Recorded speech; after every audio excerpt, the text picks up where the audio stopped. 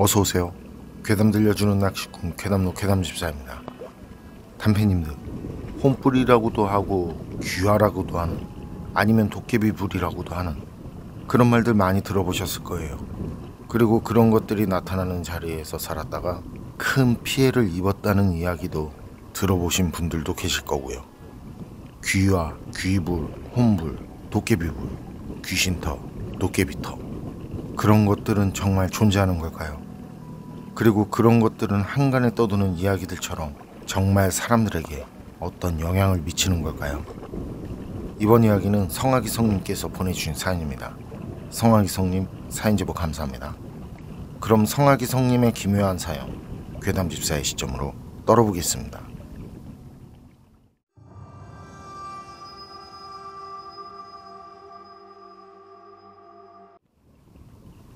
제가 소름 돋는 오싹한 얘기 하나 해드릴게요. 영안이라고 하죠, 그거. 제 경우엔 사람 아닌 존재들이 보이는데 듣지는 못해요. 처음 보기 시작한 건 어렸을 때 초등학교 시절이었죠. 뭐가 앞에서 빠르게 지나가는 느낌이 들었어요. 그리고 그런 횟수가 점차 늘더니 안개처럼 뿌옇게 흐리던 게 점점 선명하게 보이기 시작하대요. 그리고 지금은 그 형상이 그냥 사람 보는 것처럼 선명하게. 그런데 그런 존재들도 약간씩 차이가 있었는데요. 흐릿한 존재도 있고 아주 뚜렷한 존재도 있다는 거예요. 흐릿한 존재는 실루엣이 명확하지 않고 기체 같은 느낌이라면, 뚜렷한 존재는 그냥 사람하고 똑같아요. 그리고 그 중간 정도 되는 존재들이 있고, 공통점은 모두 투명하다는 거예요. 뒤에 뭐가 있는지 보인다는 거. 그런데 그런 존재들의 모양도 보이는 거죠. 나중에 나이가 드니까 알겠더라고요. 그게 육안으로 보이는 게 아니라 제가 그쪽으로는 알지 못하니까 어떤 기 같은 게 그렇게 형상화가 돼서 그렇게 느껴진다고 하는 게 맞는 것 같거든요. 그런데 느낄 땐 육안으로 보고 있다고 그런 생각이 들 정도로 선명하고요. 어쨌든 처음엔 무서웠는데 지금은 뭐 그냥 신기하다 정도? 가끔은 귀찮을 때도 있고요. 그리고 이건 진짜 친한 사람이 아니면 말하지 않고 있는데요. 예전에 이런 얘기들을 했다가 병원도 가보고 여기저기 다녀보다가 나중엔 무당한테도 갔었는데요. 그때 무당 말이 애가 신내림을 받아야 하니 어쩌니 집안에서 신내림을 받지 않은 조상이 있는데, 그래서 제가 신내림을 받아야 한다는 말을 했다고 그래요. 어머니가. 이건 그때 제가 어려서, 그래서 좀 자란 뒤에 나중에 어머니께 들은 얘기예요. 그때 병원에서도 여기저기서도 많은 얘기들을 했겠지만 그땐 제가 어렸으니까 뭔 말을 했어도 그게 뭔 말인지도 모르고 기억도 안 나죠. 근데 무당은 기억에 남더라고요. 여자 무당이었거든요. 지금 생각해보면 30에서 40 사이 정도 나이. 그런데 제가 묻은 건지 얼굴이며 손이며 온몸이 시커멓고 더러운 남자가 말이죠, 그 여자 배꼽 부분에 코를 대고 있는 거예요. 그러면서 가끔 그 여자 배꼽에서 뭔가를 파내려는 듯 그 더러운 손가락을 배꼽 부분에 대고서는 긁듯이 움직이더라고요. 전 들어가면서부터 이게 보였고요. 방에 들어가면서부터 정말 역겨운 냄새가 나더라고요. 꼭 오랫동안 빨지 않은 신발에서 나는 악취 비슷한 그런 냄새. 그래서 손으로 코를 막고 어머니 뒤에 숨었던 기억이 있는데요. 그리고 어렴풋이 무당이 뭐라 했던 기억이 있고, 아마도 그게 신내림 어쩌고 저쩌고 한 거겠죠. 그런 상황에서 제가 어머니 뒤에 숨으니까 조용히 아주 상냥하게 저한테 뭐라고 그랬어요. 그래서 그때 제가 제 눈에 보이는 상황과 악취가 나는 걸 얘기했는데, 그때 갑자기 무당 말투가 바뀌고 그 뒤에 어머니 손에 이끌려 거기서 나왔던 기억이 있어요. 그리고 중학생 시절인데 시장에서 작은 순댓국밥집을 하는 친한 친구가 있었어요. 거기서 친구랑 밥 먹고 식당 테이블에 앉아서 놀고 있는데요. 스님 한 분이 가게로 들어오시는 거예요. 그리고 순대하고 순댓국을 포장해달라고 그러세요. 그런데 그 스님 옆에 어떤 어린 남자아이가 서 있어요. 그래서 제가 아이를 보면서 손을 들어서 안녕하고 흔들었거든요. 그런데 그때 그 모습을 보신 스님이 저를 물끄러미 보세요. 그러고는 제게 오시더니 제 머리를 쓰다듬어 주시대요. 나중에 착한 일 많이 하거라 하셨던 기억이 있어요.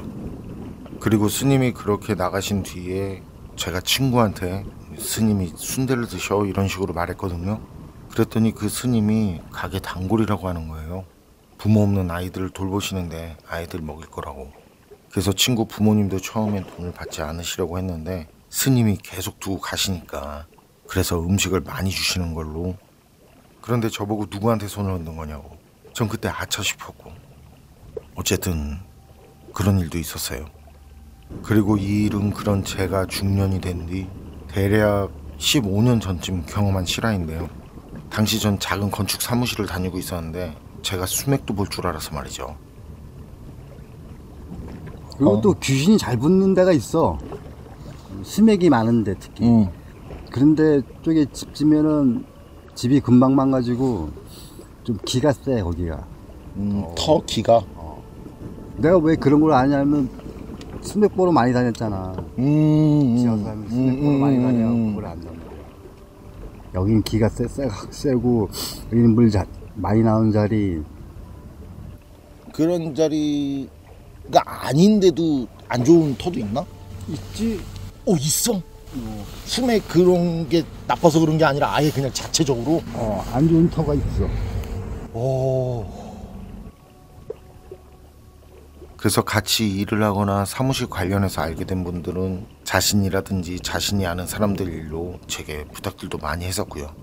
그중엔 그냥 단순히 땅이 탈이 없는 땅인지 아니면 집에서 이상한 일이 생겨서 하여튼 진짜 여러 이유들로 부탁을 해왔었어요. 당연히 그때도 수맥엔 제가 영가를 본다든지 하는 그런 얘기는 하지 않았고요.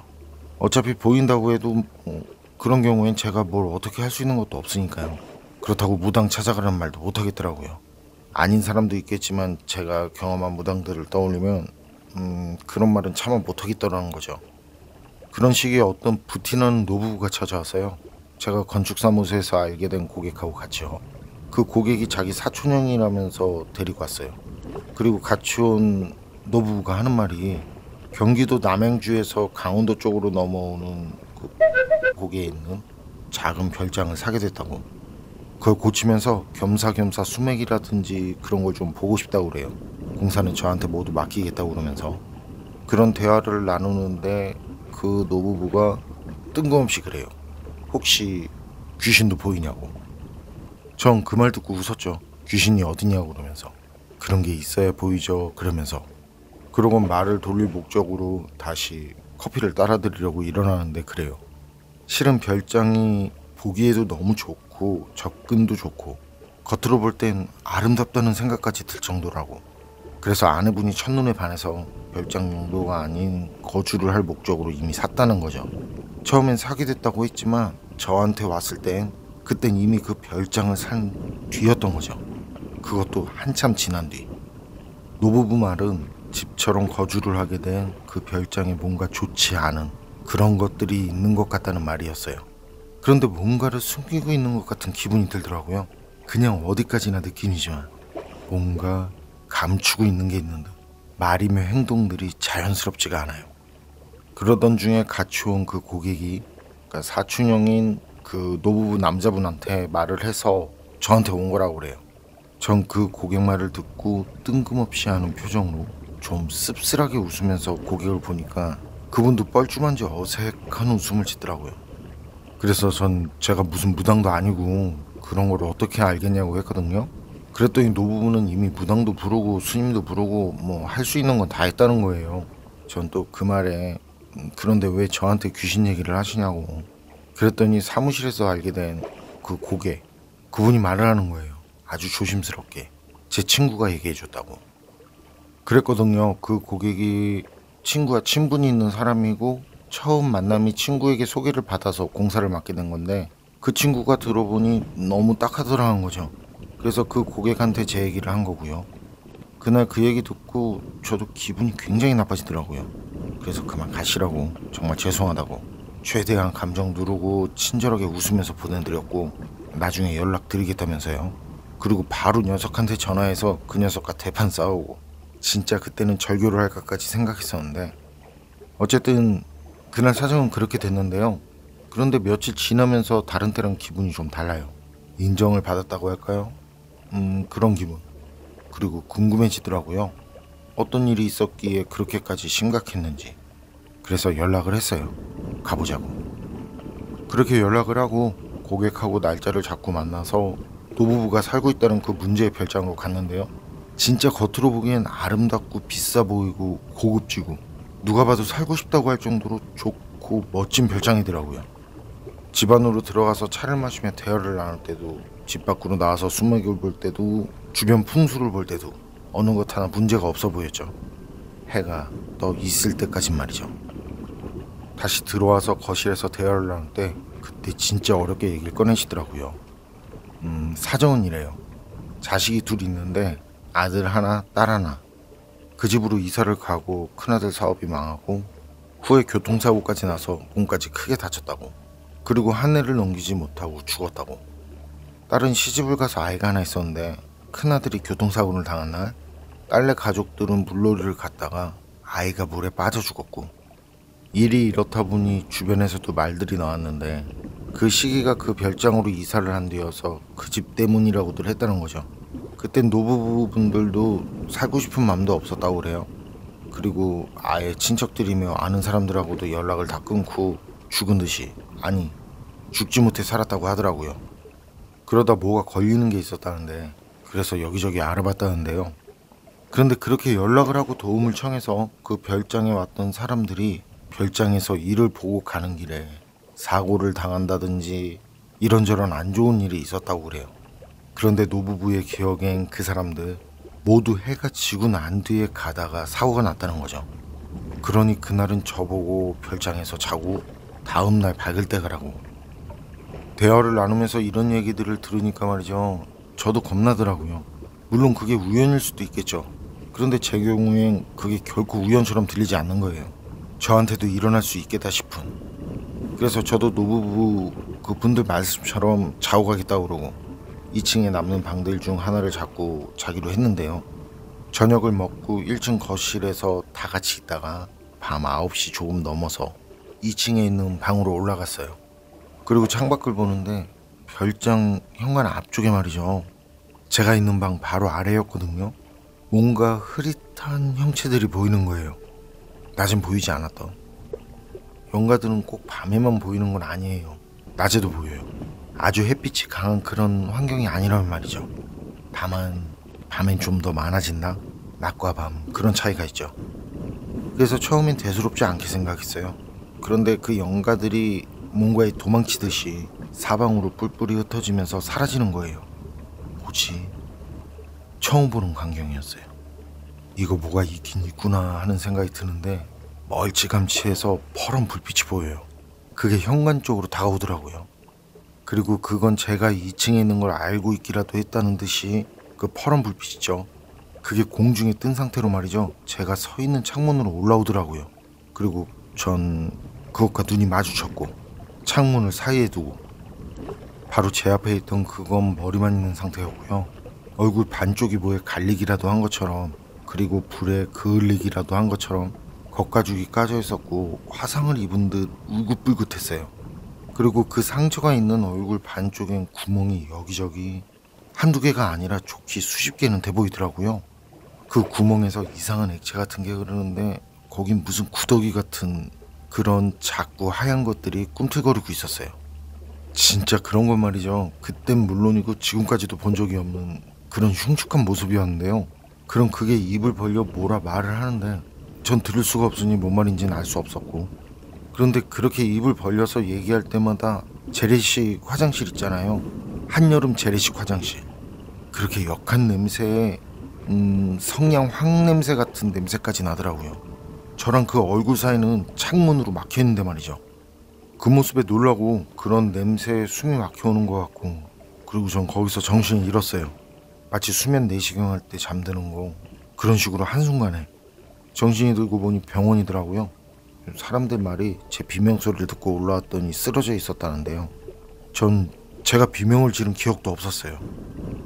사람들이 가족들에게는 아직 연락도 못했다고 그러면서 괜찮냐고 하는데 그 무슨 일이 있었는지 궁금한데 물어보지는 못하겠는 그런 눈빛 있죠.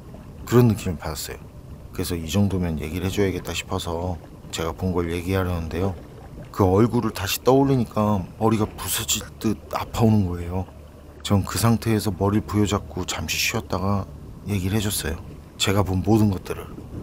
현관 앞에 그런 존재들이 모여 있었는데 굉장히 흐릿하더라. 그런데 잠시 뒤 그것들이 도망치듯이 흩어지더니 그 파란 불빛이 나타났다.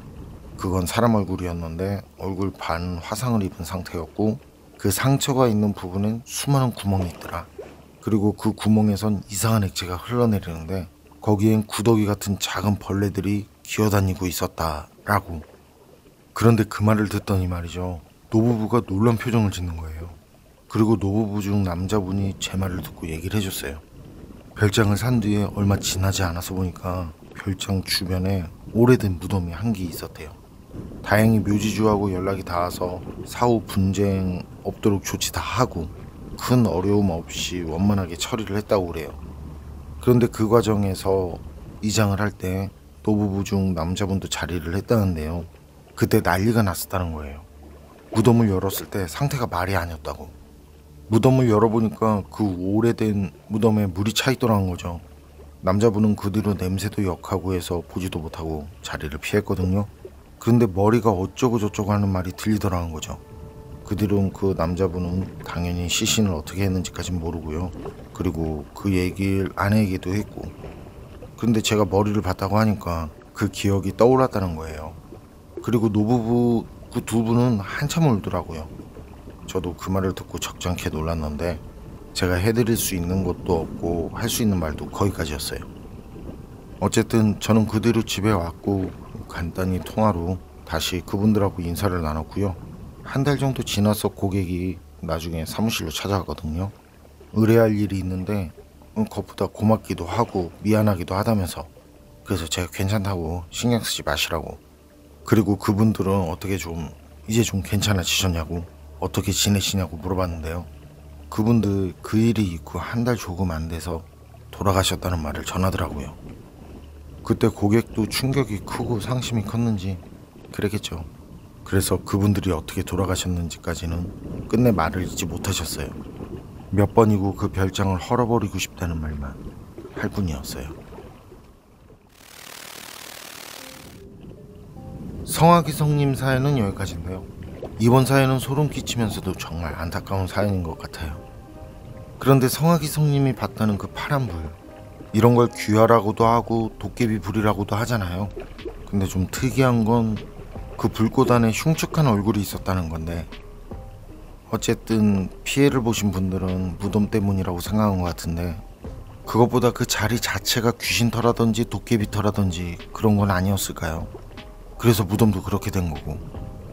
그런데 또 수맥을 본다는 성한기성님이 봤을 땐 집터에는 문제가 없었다는 걸 보면 집터 때문은 아닌 것 같기도 하고 어렵네요. 여러분 생각은 어떠세요?